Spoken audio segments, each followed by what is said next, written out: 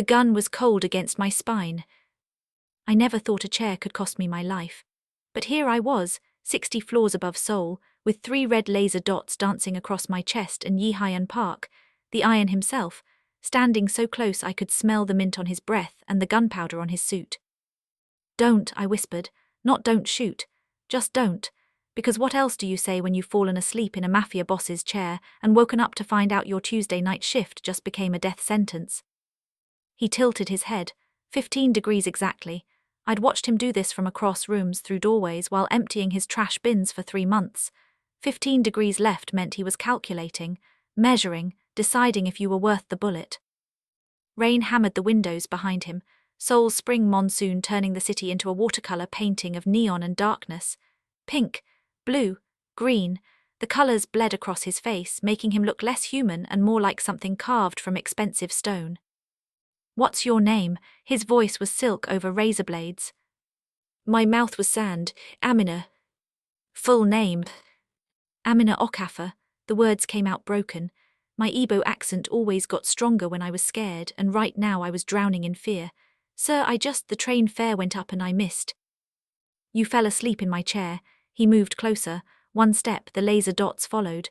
"Do you know what this chair cost?" I shook my head. My braids, 2 weeks old, starting to frizz because I couldn't afford to redo them, brushed against my shoulders. $43,000, custom leather, ergonomic design, positioned at the exact center of my empire. Another step, and you used it as a bed. "I'm sorry, I'll never." "No," his hand moved. For a terrible second I thought he was reaching for a gun. Instead, his fingers traced the edge of the desk without touching it. 1 inch away, a ghost touch. "You won't, because I'm not firing you, Amina Okafor." My heart stopped, then restarted, wrong rhythm, too fast. What?" "You're staying here with me." He turned to the windows, hands clasped behind his back, perfect posture. I could see his reflection in the glass, half Korean, half Nigerian features caught in the neon glow, beautiful in that dangerous way that makes you forget to breathe. "Your life belongs to me now, every decision, every movement, every breath, mine." The room spun. "You can't, that's..." "Can't I?" He smiled at his reflection, didn't turn around. "Do you know what happens to people who disrespect me, Amina?" I did, everyone in this building did. We whispered the stories during cigarette breaks on the roof. The accountant who stole 50,001, the secretary who leaked meeting notes, the driver who arrived 3 minutes late. Gone, all of them, just gone. "My family," my voice cracked. "I send money home, Lagos, my mother, my sister." "Yes, Chidinma Okafor, age 47, hypertensive, works as a seamstress in Surula. And Ngozi, age 14, scholarship student at Queen's College." He finally turned. His eyes were obsidian. "I know everything about you, Amina, which is why you'll stay. Because if you run, if you disobey, if you so much as think about leaving..." He didn't finish, didn't need to. My legs gave out. I caught myself on the desk, his desk, fingers slipping on polished mahogany. The wood was cold, real, this was happening. "I don't understand." "You will," he gestured to someone I couldn't see. The guards melted back into shadows. "Minjai will show you to your room. You start tomorrow, 5:47 a.m. "Why that time?" "Because I said so." He sat in his chair, the chair I'd violated, and swiveled to face his computer, dismissing me like I was already his. "And Amina, welcome to my world. You're going to wish you'd stayed awake." The click of the door locking behind me sounded like a coffin closing. I didn't sleep that first night. The room they gave me was bigger than my entire apartment in Itaewon, floor-to-ceiling windows, a bed that could fit 4 people, a bathroom with heated floors and a shower that had 17 different settings, luxury as a cage. I sat on the floor, couldn't bring myself to touch the bed like that would make this real, and counted the lights in the city below. 1, 2, 3, 4. Stopped at 37 because my eyes were burning and I realized I was copying him. Copying his obsession with counting, with order, with control. At 5:47 a.m. exactly, someone knocked. Minjai was small, Korean, maybe 60 years old, with silver hair cut sharp as a blade.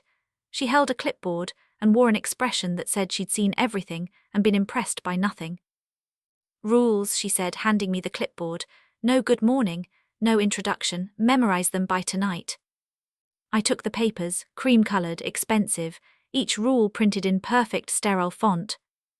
Rule 1, wake at 5:47 a.m., not 5:45, not 5:50, exactly 5:47.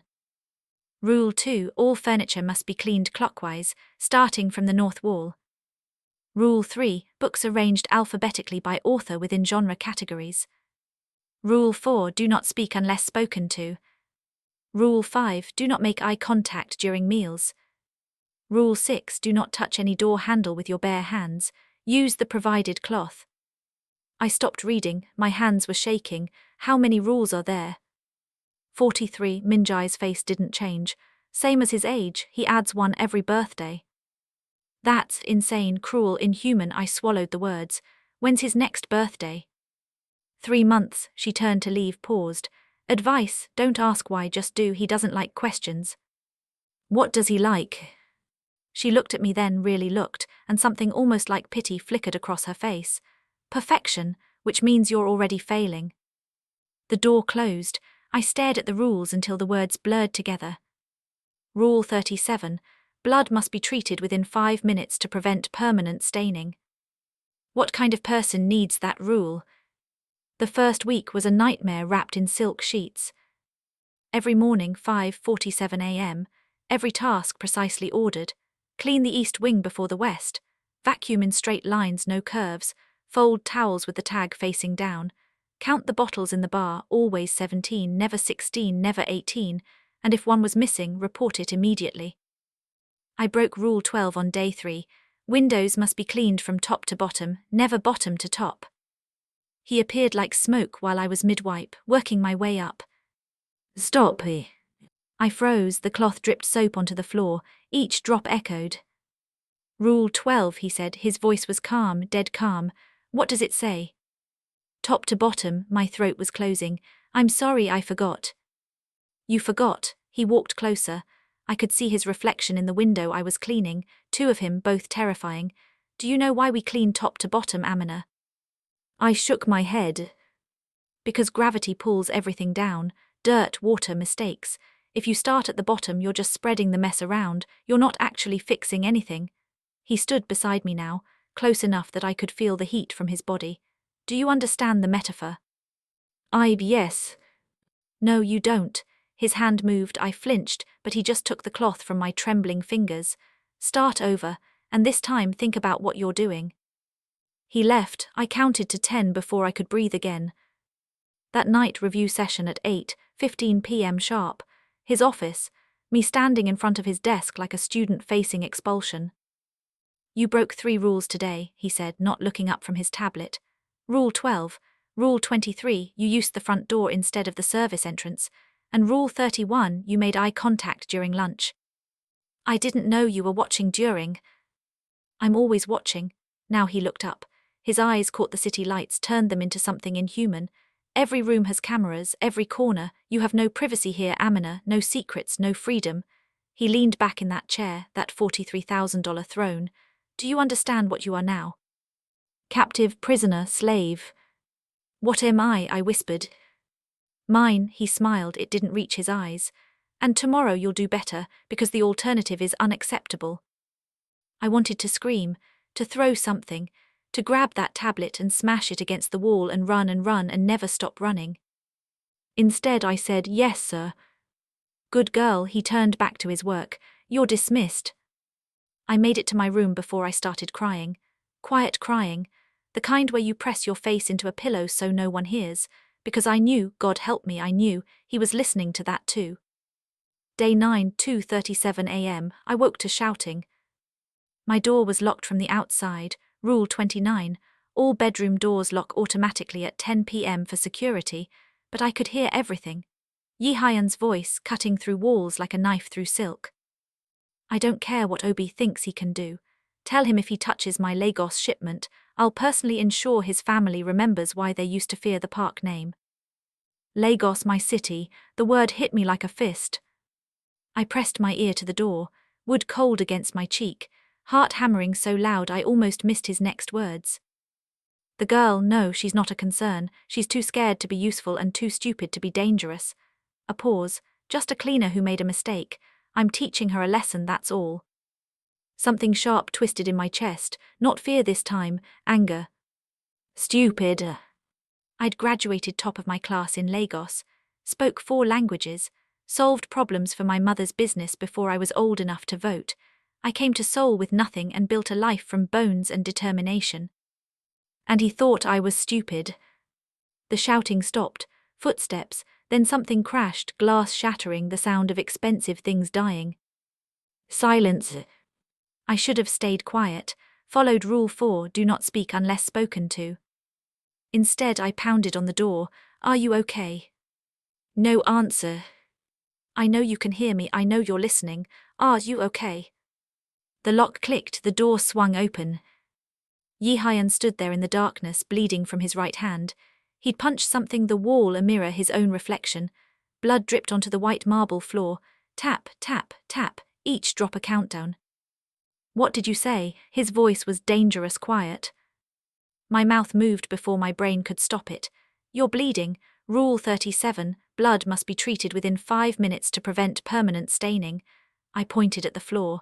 You have 4 minutes left. He stared at me, just stared, like I was a puzzle he couldn't solve. Then he laughed, sharp, broken, utterly humorless. You're quoting my rules at me. Someone has to. I crossed to the bathroom, grabbed the first aid kit, positioned in the 3rd cabinet right side exactly where Minjai had shown me, returned. Sit. You don't give me orders, Amina. Then stand there and bleed, see if I care. I met his eyes, first time in 9 days. Or you can sit and let me fix this, and we can both pretend tomorrow that it never happened. Something flickered across his face, surprise maybe, or recognition. He sat on the white leather couch, not his chair, for once not that chair. I knelt in front of him. The position felt wrong, too submissive, too much like surrender, but I needed the light. His hand was a mess, knuckles split, already swelling. Some of the cuts were deep. This is going to hurt, I said. I know what pain feels like. I poured antiseptic. He didn't flinch, not even a breath. Just watched me work with those obsidian eyes, and I realized something terrifying. He wasn't human, not entirely. Whatever empathy he'd been born with had been carved out, replaced with counting and control, and an empire built on fear. My father used to make me count everything, he said suddenly. His voice was different, smaller. Steps from my bedroom to the kitchen, 37 tiles in the bathroom, 64 seconds between breaths, 4 in, 7 hold, 8 out. His jaw clenched. He said it would make me strong, disciplined, worthy of leading the family. I wrapped the bandage carefully, didn't look up. I was 7 the first time I counted to 1,000. He made me do it standing in the corner. No food, no water, just counting. His hand trembled under mine. I wet myself at 843. He made me start over.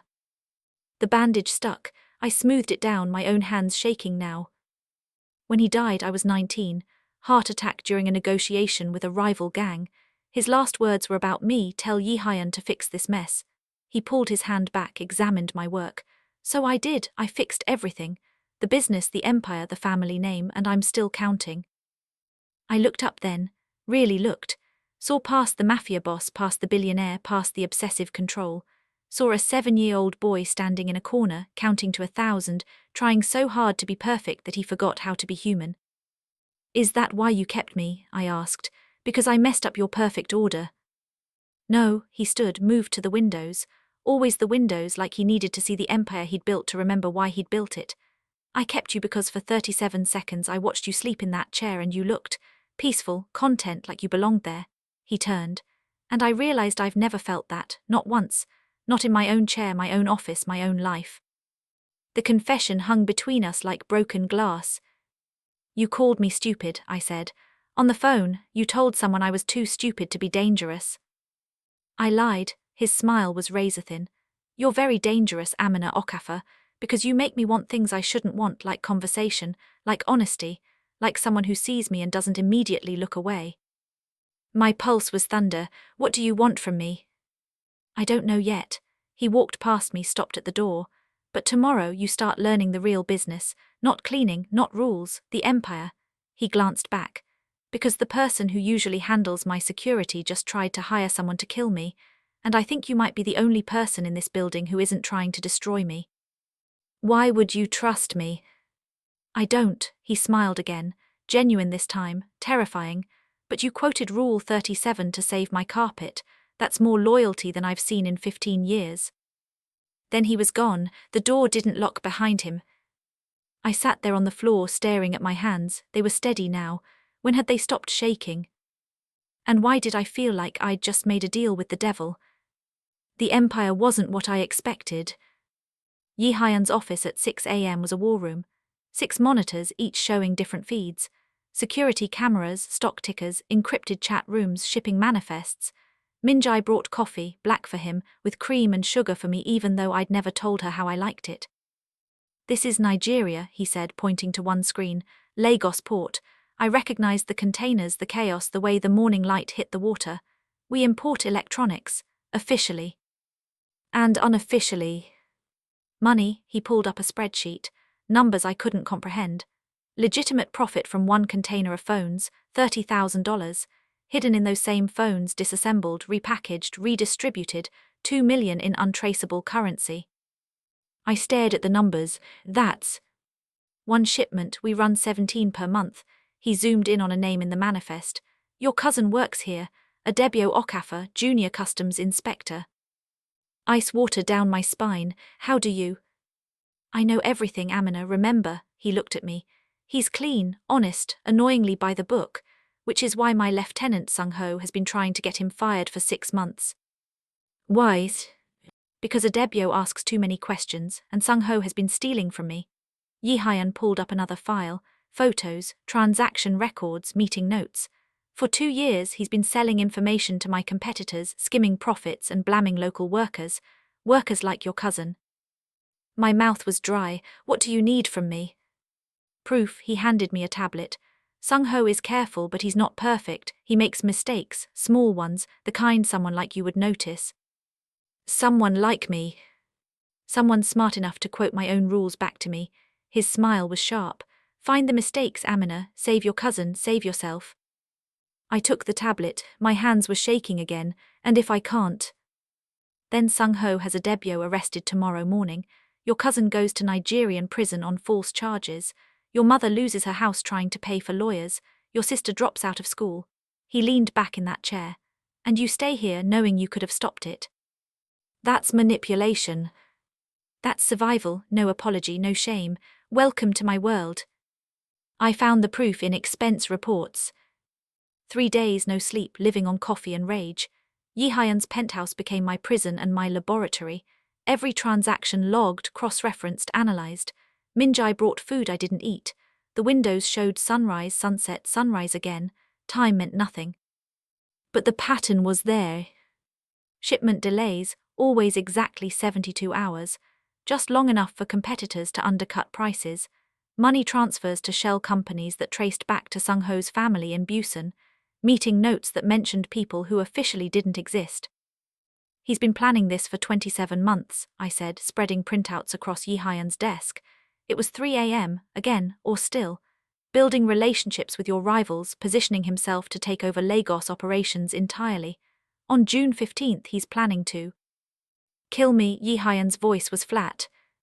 He studied the documents like they were written in a language he didn't want to understand. June 15th is my birthday. He's planning to kill me on my birthday. I'd expected anger, violence, instead he just looked tired. Sung-ho was my friend, he said quietly. When my father died, when everyone was circling like vultures, he stood with me. We built this together. I'm sorry. Don't be, he gathered the papers. His movements were mechanical, precise, empty. This is the life I chose. Trust is a luxury I can't afford. He looked up. Thank you, Amina, you've been helpful. The word felt like a door closing. What happens now? I asked. Now I handle it, you stay here where it's. The window exploded. Glass everywhere, 1,000 knives catching city light, turning the air into a kaleidoscope of death. I hit the floor, instinct not thought, arms over my head, lungs screaming. Gunfire, pop, pop, pop. The sound punched holes in reality. Stay down, Yi Hyan's voice cut through chaos. I looked up. He was above me, his body a shield between me and the shattered window. Blood ran down his face from a gash near his temple. Too much blood, too red. Yours. I said stay down. He pulled a gun from somewhere, desk drawer maybe, and fired 3 shots into darkness. Each shot precise, counted, then he grabbed my wrist. Move now.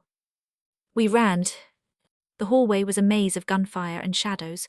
Bodies, guards I recognized, guards I didn't, crumpled in doorways like discarded puppets.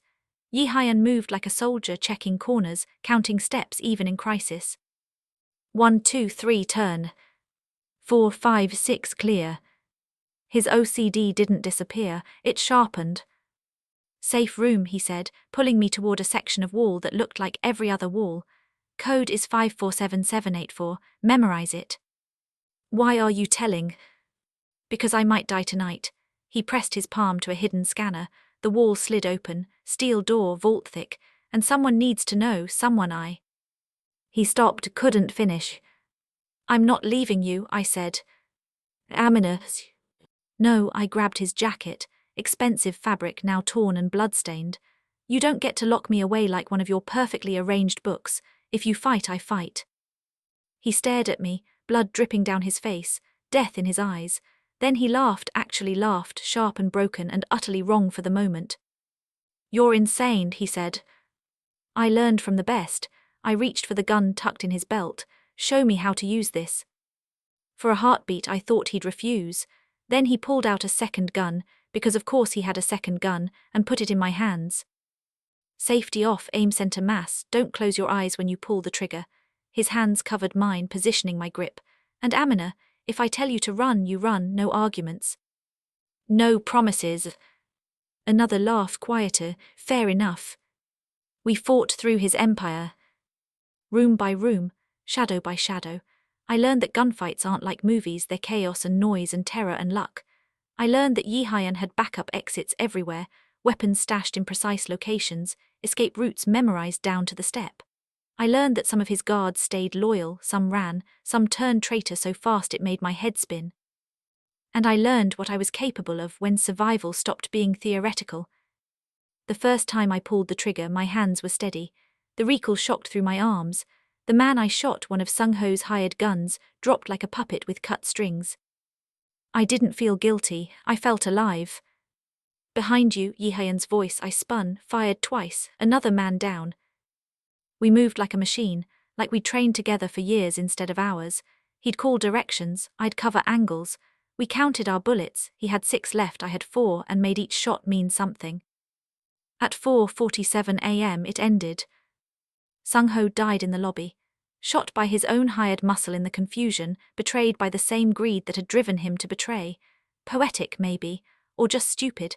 Hard to tell when you're standing in a building full of bodies and broken glass. Yi-Hyan and I stood in what used to be his office. The windows were gone, the desk was overturned. The chair, that $43,000 chair, had a bullet hole through the headrest. Your throne is broken, I said. Thrones can be replaced. He was bleeding from a dozen places, so was I, people can't. We sat on the floor, our backs against the overturned desk, watching Seoul wake up through the hole where the window used to be. Pink dawn, gold light. The city didn't care that people had died here, it just kept breathing. You could have run, Yi-Hyan said, not looking at me.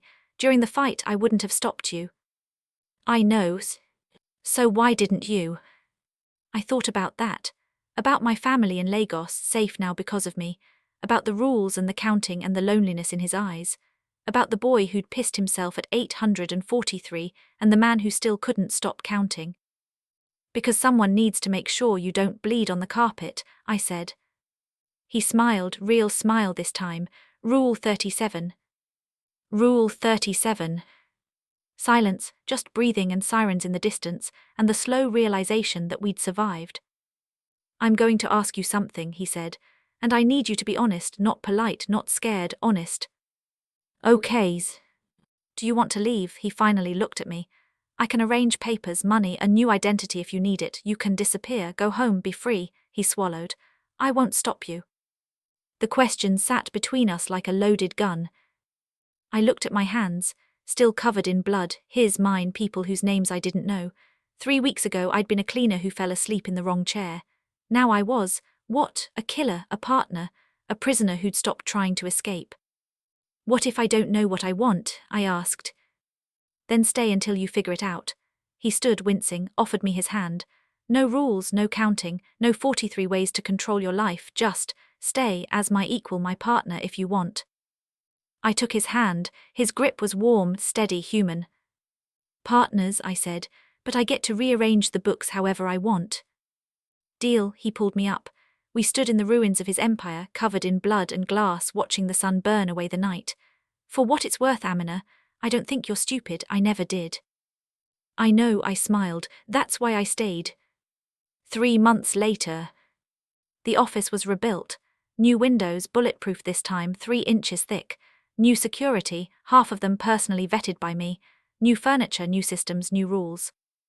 Well, some new rules. The list on the wall had changed. Rule 1, everyone gets 3 mistakes before consequences, including the boss. Rule 2, blood must be cleaned within 5 minutes, but people matter more than carpets. Rule 3, windows clean top to bottom, because gravity is real and metaphors are useful. Rule 4, speak when spoken to, or speak when you have something important to say, use judgment. There were still 43 rules, but they were different now, flexible, human. I stood at the new windows, our windows, watching neon soul pulse with life. Behind me I heard Yi Hyan's chair creak.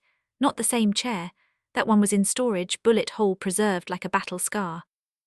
Amina, his voice softer now, come look at this. I turned. He was at his desk studying a manifest on his screen. Lagos Port, my cousin's name in the approved inspector list. Your family's safe, he said. Adebio got promoted.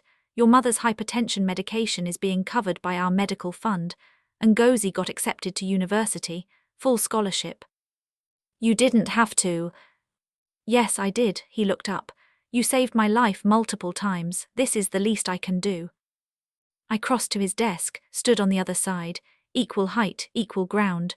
What about the business, the empire, all the illegal? We're transitioning, slowly, carefully. He leaned back. Turns out there's more money in legitimate trade than I thought, and fewer bullets. He smiled. Your idea, if I remember. Our idea. Our idea, he agreed. Silence, the comfortable kind. I watched him work, his fingers flying across the keyboard with the same precision he used for everything. Count, check, verify, some habits die hard.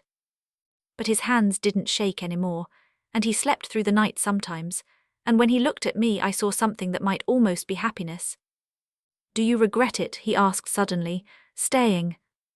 I thought about that, about freedom and choice and the difference between a cage and a home, about the girl who fell asleep in a chair and the woman who'd fought through gunfire and blood, about whether you can love someone who once owned you, or if that's just a prettier name for Stockholm Syndrome.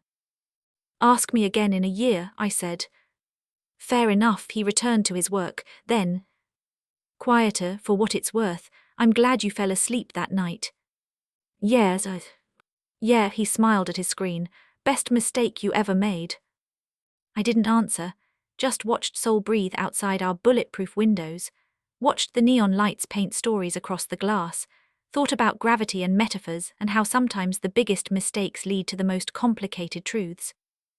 Because here's what I'd learned, freedom isn't about leaving, it's about choosing to stay when you could go, and love isn't about perfection, it's about standing in the ruins and deciding to rebuild together. Even if you're not entirely sure it's love yet. Even if you're still counting your exits. Even if part of you knows this is wrong, dangerous, unhealthy, that you should run and never look back. I stayed anyway. And I'd probably keep staying. At least until I figured out if I was choosing him, or just choosing survival. The difference mattered, I think. I hoped. But in Soul at night, with neon painting everything in shades of beautiful and dangerous, truth gets complicated, and sometimes you have to live in the questions instead of the answers. I looked at Yi Hyan, he looked back, neither of us said anything. Some truths are too messy for words. That night I couldn't sleep. Again, 3 months of safety and I still woke up at 2 a.m., pulse racing, waiting for windows to explode. I went to the kitchen. The penthouse was dark except for city light bleeding through bulletproof glass. I was reaching for the coffee when I noticed him. Yi Hyan standing at the windows, completely still. Can't sleep either, I asked. He didn't turn around. I'm counting. Counting what? Everything, his voice was hollow. Steps from my bedroom to this spot, 63, lights in the building across the street, 217, seconds since the last car passed, 41. He pressed his forehead against the glass. I can't stop. I crossed to him, stood close enough to touch but didn't. Your father was wrong, you know. About what? Counting doesn't make you strong, it makes you scared. I looked at his reflection. You're counting everything because you're afraid that if you stop the world will fall apart. Maybe it will. Maybe it will, I agreed. But maybe that's okay. Maybe some things need to fall apart before they can be fixed right. He finally turned. His face was raw, vulnerable. I don't know how to stop. Then don't, I took his hand. Count if you need to, but count me too, count us. Count the good things along with the bad. That's not how it works. Make it how it works, I squeezed his fingers. You rewrote 43 rules, you can rewrite this too. He stared at our joined hands like they were a puzzle he couldn't solve. Then, slowly, he started counting. 1, he whispered, your heartbeat. 2, I continued, your breathing. 3, the number of times you saved my life. 4, the number of times you saved mine. We stood there counting the good things until the sun came up. And for the first time in maybe forever, Yi-Hyun Park stopped counting seconds and started counting moments worth keeping. It wasn't healing, not yet, but it was something. And sometimes something is enough. If you made it this far, you're exactly the kind of person who understands that real stories don't have clean endings. They have messy middles that keep going. Drop a comment, would you have stayed or run? Would you choose love or freedom? Can you even have both? And if you think Amina is making the right choice, or the worst mistake of her life, hit that like button and let me know. Because here's the truth, I don't know if this is a love story or a tragedy. I don't know if she's free or just pretending. I don't know if he's changing or just counting in prettier ways. And neither do they. But they're figuring it out together, in bulletproof rooms with neon light and broken rules and questions they're too scared to answer. Subscribe if you want part 2, because this story, it's just getting started. And trust me, you won't believe what happens when Yi-Hyun's past comes knocking, when Amina's family discovers the truth, when the empire they built together starts to crumble. Some mistakes cost you everything. Some mistakes save you. The trick is knowing which is which before it's too late. See you in the next one. If they survive that long.